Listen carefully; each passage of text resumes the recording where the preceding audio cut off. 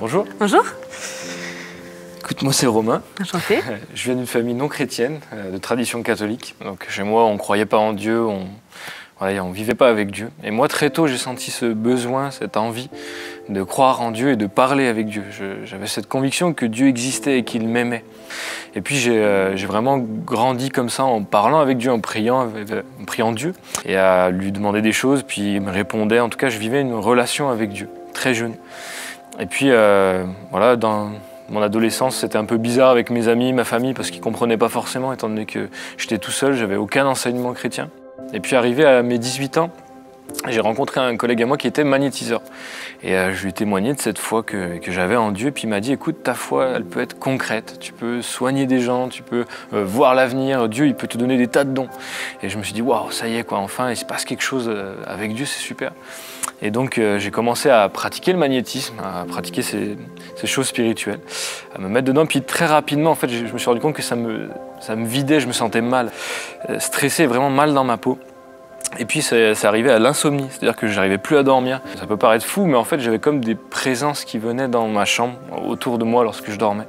Et c'était terrifiant, enfin, j'avais 18 ans, j'étais vraiment apeuré. Les mois sont passés, rien n'y faisait. Je suis retourné voir ce magnétiseur.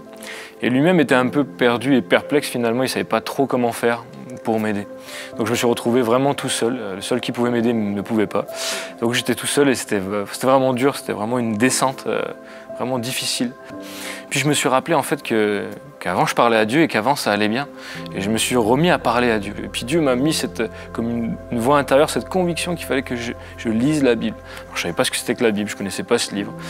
Et puis je m'en suis procuré une et j'ai commencé à la lire de A à Z. Et ça m'a plu, ça m'a montré des tas de choses, notamment que le magnétisme n'était pas de Dieu. Et puis je suis arrivé à Jésus. Et Jésus m'a encore une fois impacté, mais vraiment. Mais à la fois en moi, il y avait cette lutte en me disant... Pour moi, Jésus, c'est un homme, ça ne peut pas être Dieu, j'avais du mal à comprendre ça. Et le temps passe, c'était toujours dur dans ma vie. Et puis un jour, j'étais vraiment à genoux, quoi, et j'ai dit, ok, bon, bah, Jésus, si tu es vraiment Dieu incarné, eh ben, viens te montrer à moi, viens me libérer, viens changer ma vie, ça va pas. Et il est venu, en fait. À ce moment-là, j'ai vraiment ressenti la présence de Dieu qui est venu. Et c'est comme s'il me libérait de tout ce que j'avais, tout ce qui me persécuter ou je sais pas quoi, c'était vraiment fou et j'ai vécu ça juste lui et moi. Et à ce moment-là, j'ai cru en lui, j'ai commencé à lire encore la Bible, à lui parler. Et puis je me suis intéressé donc sur YouTube, j'ai regardé une prédication d'un pasteur un jour, donc c'était quand même pas mal de temps après. Et ce pasteur, il parlait de Jésus, il était centré sur la Bible et je me suis dit c'est quoi un pasteur? Donc j'ai cherché. Et là, je me suis intéressé aux évangéliques, je ne les connaissais pas et Dieu m'a donné cette conviction en disant il faut que tu trouves une église maintenant. J'ai cherché une église qui était proche de chez moi, j'y suis allé. Et puis je me suis rendu compte qu'il y avait des gens comme moi, je n'étais pas tout seul, qui croyaient en Dieu, qui croyaient en Jésus, qui avaient vécu des choses avec Dieu. Et je me suis régalé dans le sens où j'ai appris des choses sur Dieu, sur la croix, sur tout un tas de choses. Aujourd'hui, je peux dire que la meilleure chose qui me soit arrivée, c'est que Jésus soit venu me rencontrer. En fait. C'est lui qui m'a sauvé, il m'a donné sa paix, sa joie, et aujourd'hui je vis dans sa présence et c'est juste excellent.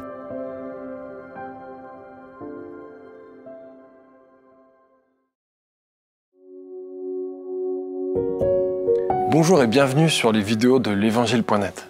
Est-ce que vous vous êtes déjà demandé si Dieu existait et si on pouvait trouver des réponses dans les livres sacrés comme la Bible par exemple? Eh bien, vous êtes tombé au bon endroit puisque l'évangile.net, c'est justement une plateforme interactive qui vous permet de découvrir par vous-même ce qu'est la foi chrétienne. Qui ne s'est jamais demandé si derrière le hasard qui a créé l'univers, il n'y avait pas finalement un Dieu?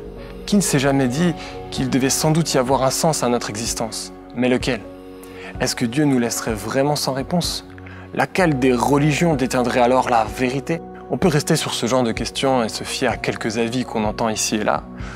Ou alors, on peut chercher par nous-mêmes et aller directement à la source pour connaître ce que disent les religions. Nous, chrétiens, on aimerait vous lancer ce défi, celui de lire au moins un livre de la Bible. Faites votre propre avis sur le sujet, soyez curieux. Vous allez voir que ce n'est pas si difficile que ça.